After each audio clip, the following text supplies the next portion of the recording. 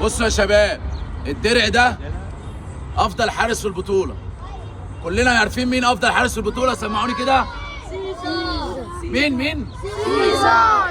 طيب مروان وليد هو افضل حارس في البطوله. كله سقف لمروان وليد سقفه كبيره.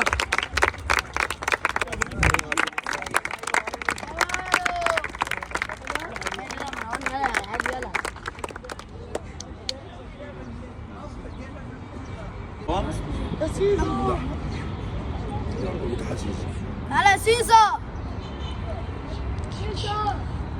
سقفه كبيره لسيزر يا جماعه.